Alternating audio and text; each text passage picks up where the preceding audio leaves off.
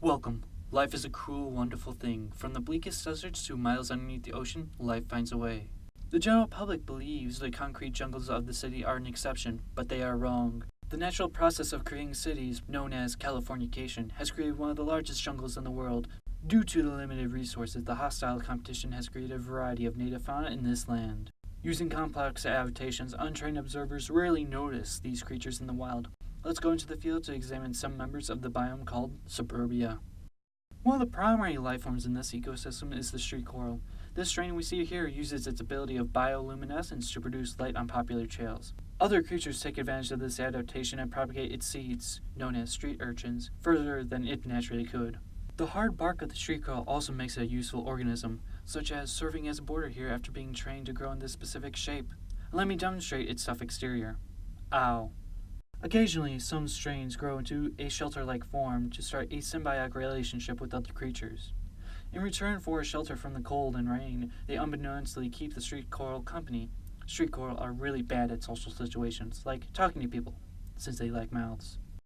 Although this object appears to have the exterior of street coral, it is merely just a bridge, a naturally occurring geological structure formed through erosion so things will stop bitching about how hard it is to cross a damn river or a stupid street. God damn, it's not even that hard to make one yourself. It only takes like a few thousand years. Jeez. Here we can see a member of Automobilis omnibus, the suburban buffalo. Domesticated to transport livestock or other resources, trained to carry them for long distances to maintain populations across the land. They take payment for their service in the form of food in return for carrying resources while patrolling their territory from competing herds.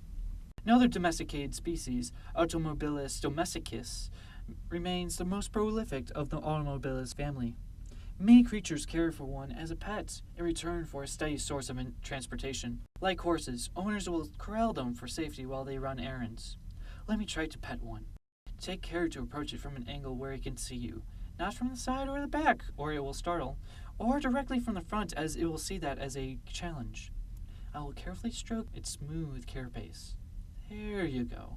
Slow, steady movements are crucial around this beast. Another populous denizen of the suburbia is the sky rat. It passes in magnitude of the rat, but flies. They scavenge for any kind of food that fits in their beaks and breed at a rate faster than cheap cinnamon porn stuck on fast forward. Staple populations are incredibly hard to eliminate because of their persistence. One reason why they are a nuisance is that they will shit on everything they love, hate, or just want to shit on. Serious efforts are being taken to control them, like the introduction of spiked ivy into elevated open ledges to encourage sky rats to GTFO. In contrast, we observe the majestic dinosaur. This clever girl is an intelligent predator, commonly using a flanking tactic to take down prey. It stares down the subject while other pack members attack from the side. These leaflets of information are printed on the carcasses of criminal trees. Trees are usually well behaved, but insurgents often crop up and are severely dealt with. Look at this monster. It grew large on its kin and will never show mercy. For those who purchase the supplementary material, Field Guide to People Watching, can follow along for this next section. This is a prime example of Homo corporatus, an apex predator often controlling multiple separate territories. Juveniles climb the corporate ladder to train themselves to find a place in their high-stress culture. They feed on the profits of their organizations and thrive in an area with a high rate of conformity. Dangerous encounters can be avoided easily if you give them the distance they want and the respect they expect to receive.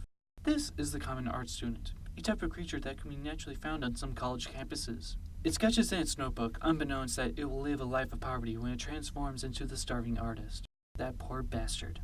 These are just a few examples of what you can find out there. Remember to be careful and be safe. Have a wonderful time learning about this world we all live in. And until next time.